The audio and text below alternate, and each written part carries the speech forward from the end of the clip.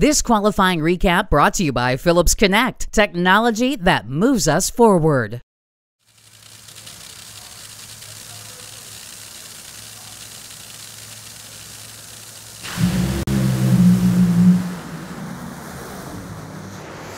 Wow, 364. How about the speed? 337 miles an hour.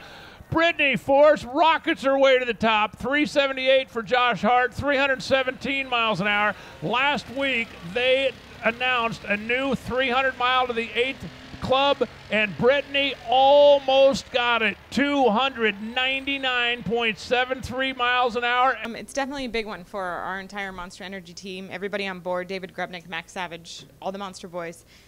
This is the biggest race of the season. It's the big go. It's the one race everybody comes to. They want to win. You come in with this extra motivation, and it's Indy. Everybody, wants to accomplish something here. So we grabbed that #1 qualifier. We had a killer run. We struggled every lap and finally got it figured out. In that one qualifying run. So that 64 was, outstanding. They said it was both ends of the track record, which is pretty cool to be able to do that. And then they announced earlier today that it's the quickest field. So to be a part of that is, that's history right there. And to be a part of that with, I think there were 24 cars, 25 cars, is pretty outstanding to be able to come here to Indy and take that #1, and we're just excited.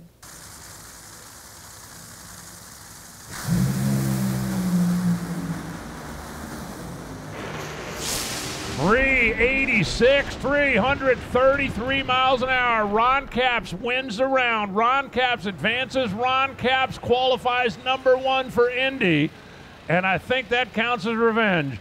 But that second round throwdown, the 86, the Guido and Madeline and Napa Auto Care guys put down, I knew it was on a pretty good run when the clutch came in, and it just planted me in the trunk of that Supra.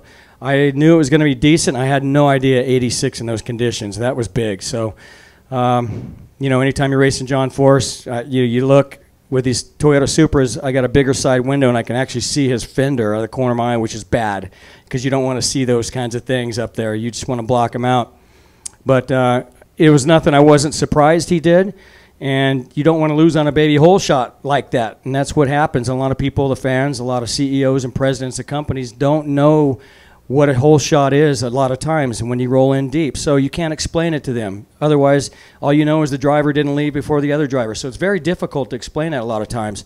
All right, joining us in the media center is Pro Stock #1 qualifier Greg Anderson, who went to the top with his run of 6.567, 208 miles an hour from Saturday. It gives Greg his third straight #1 qualifier, 121st in his career, also his sixth #1 qualifier at Indy. Greg, obviously qualifying has been going really well for this team. How does that translate into victories on Monday here today?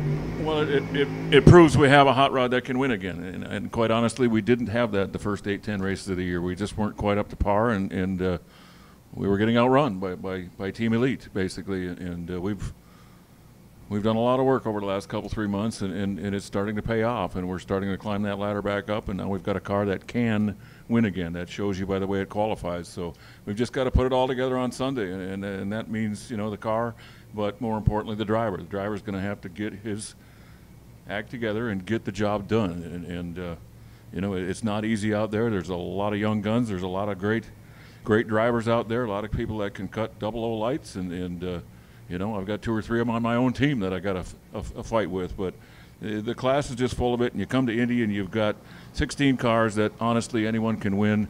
It's the tightest group field we'll have all year. We knew that coming in here. It happens every year. So, it's just the toughest race there is. It should be. And to qualify #1 feels fantastic. It tells us we've got one of those great cars that can go try to win a race tomorrow. So. All right, we are joined in the media center by Pro Stock Motorcycle #1 qualifier Angelle Sampey, whose time of 6.796, 199 miles an hour from Saturday gave her the #1 spot. It's Angelle's 4th #1 this season, 57th in her career, and also the 7th time at Indy you've been #1 qualifier. When you think of that, knowing you've been #1 qualifier 7 times here at the U.S. Nationals, the biggest race of the year, how cool is that honor for you? It's amazing, and 7 happens to be my favorite number, so that's a good one. You said 57 number one. See, I don't keep track of that. Andrew knows better than me. He's got that Rain Man brain where he remembers everything. So it's an outstanding accomplishment. I've been surrounded by wonderful people my whole career. That's the way I've done it.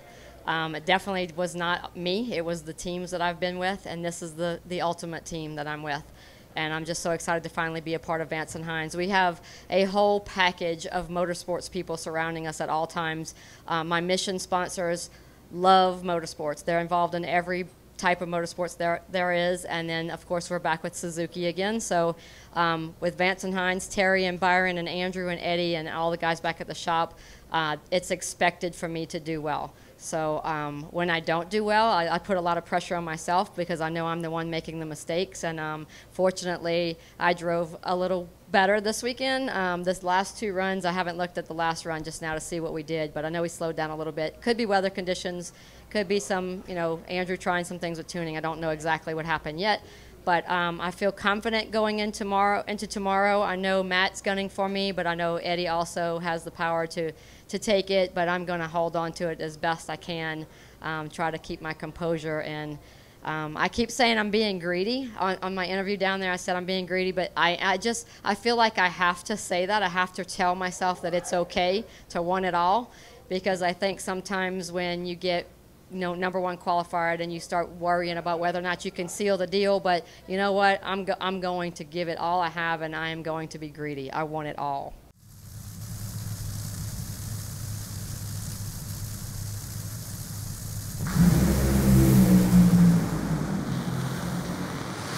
.367, there it is. Hey, Indy, how about 335 miles an hour, the fastest speed ever run at this racetrack? 3.671, 335.32, and that is getting it. All in all, it was actually a great day. Obviously, we didn't accomplish what we wanted to. We wanted to win that shootout, and we wanted to win it bad, but we really went up there with a plan, and we executed on that plan. I think you just got to tip your cap over to Steve and his team. They did a great job, and they deserve to win that. But yeah, I mean, to go out there at night and run a 367 like that at 335 miles per hour, that's the type of run where you really feel it in the clutch, and as you turn the corner, you're excited to see the time slip. You know it's going to come up with something fast, something good. So just a great job by our Phillips Connect team all day, really all weekend so far. All right, we are joined in the media center here at the Dodge Power Brokers NHRA U.S. Nationals with the Funny Car Provisional #1 qualifier, Robert Height, whose run of 3.870 at 331 from Friday held up today. But I think the big news, Robert, today is your call-out selection of Mr. Tasca. Obviously, two great runs for you guys today, adds to your confidence. But talk about kind of your decision-making to go out there and call out Bob today.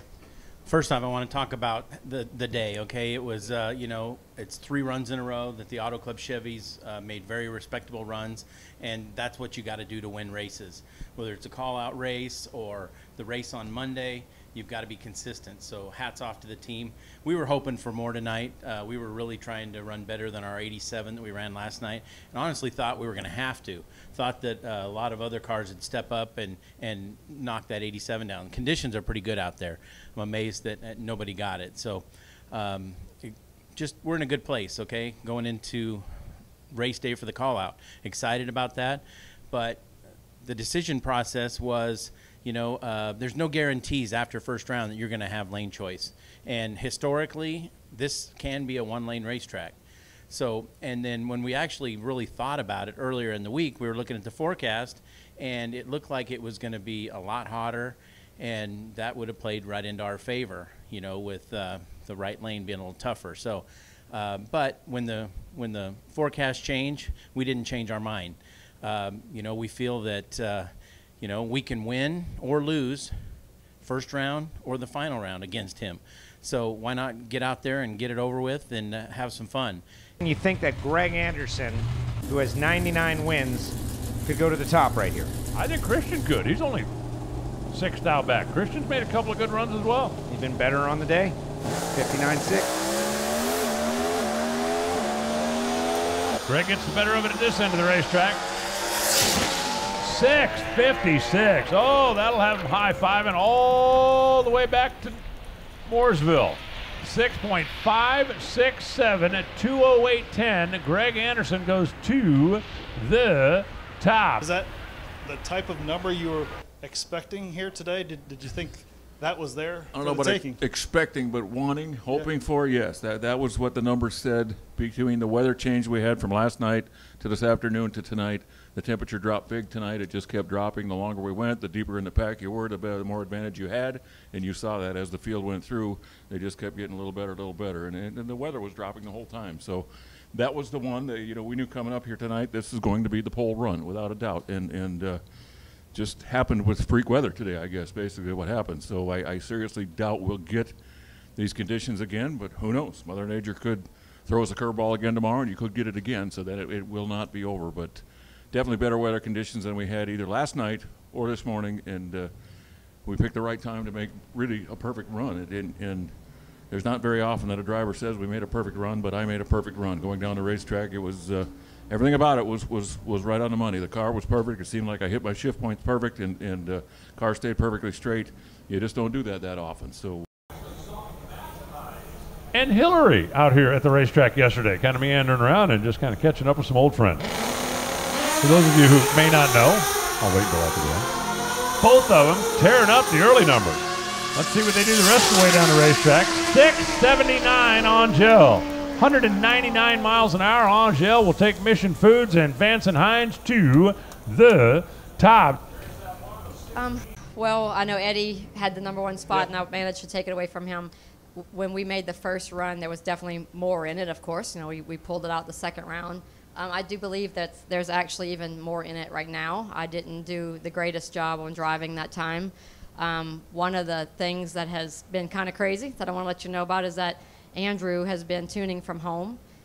He wasn't feeling well this week. He wanted to make sure he was completely healthy before he showed up, hopefully tomorrow. He says he's coming, so that's been kind of weird. We've been doing a lot of FaceTime with him, running the computer back and forth to his house for him to do the tune-ups, and it's been amazing that he's doing such a good job not here with us. But for me, it's weird because I like having him next to me. It's pretty crazy how spoiled I've gotten. Last year, he was on a motorcycle, and half the time either behind me in the lanes or at the end of the track already, so I didn't have him on the starting line with me. And in this short period this year, I've already become so accustomed to having him right next to me at all times. And I didn't have that the last 2 days, so I'm looking forward to having him back tomorrow. And I think that with him here, he'll be able to do an even better job if that's possible, and we'll be able to hold on to the #1 spot.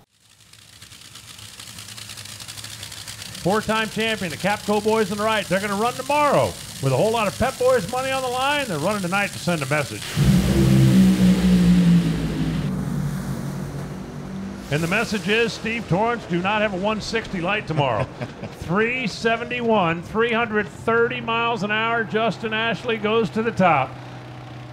Yeah, it's really important. You always want to come out hot, right? And you always want to go A to B and make a good run the first time down the track. But it is a special weekend for us on and off the racetrack. We announced our Phillips Connect extension, and then to be able to follow that up with a #1 qualifier, at least provisionally, is special. We always want to put on a good show when Phillips Connect is here, and some of their clients and customers are here too. So it's nice to be able to go down the racetrack. I mean, people are going to go faster than that. I'm sure we got 5 sessions at it, but really good start for our Phillips Connect team.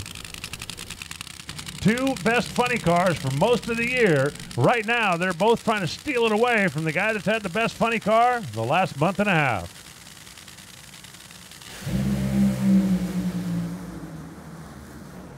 Parachute comes out early for Hagan. Are you kidding me? 387 Robert Height with a 0.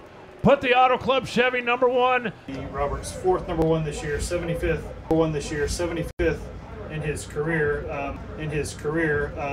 Obviously Robert had to wait out the rain and come back to a fresh track. Were you guys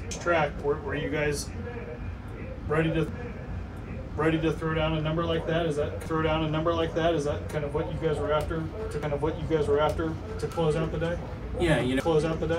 Yeah, first off, NHRA did an amazing job of getting the track dried and in great condition for us to all go out there and make great runs tonight. but the Auto Club Chevy, we made.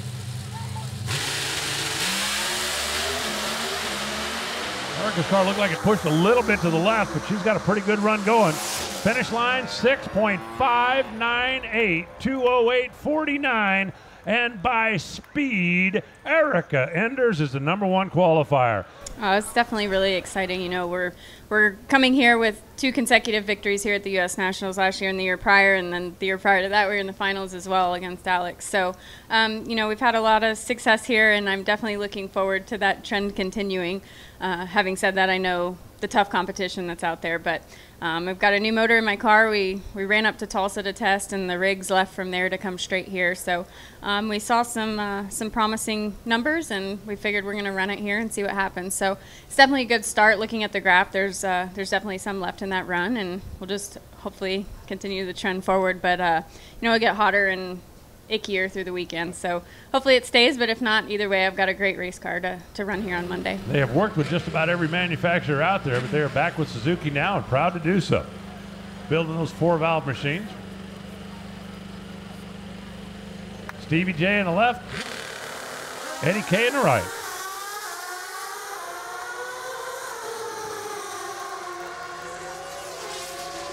How about a 6.826? 198 miles an hour, and Eddie Craywood goes to the top. No, for sure. I was actually #1 qualifier in earlier this year in Norwalk, Ohio. So that's I just figured I'd throw it out there. But I stunk up the place that weekend, so let's not talk about it. We're going to forget about that weekend and work on Indy. But yeah, it was good to come off the truck like that, for sure.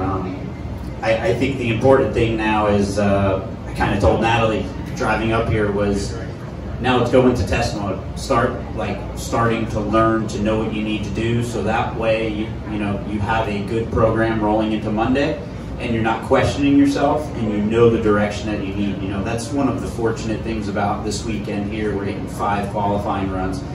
Hopefully, if the weather holds out, everything's great, and you get 5 of them.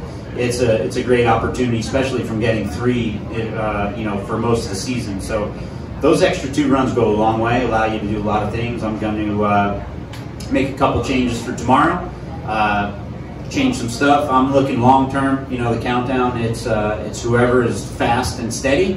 So for me, it's going to be test mode, get into some different parts, put some different pieces on there, and really just start learning and start focusing on Monday. Competition Plus is your go-to source for the latest in drag racing news.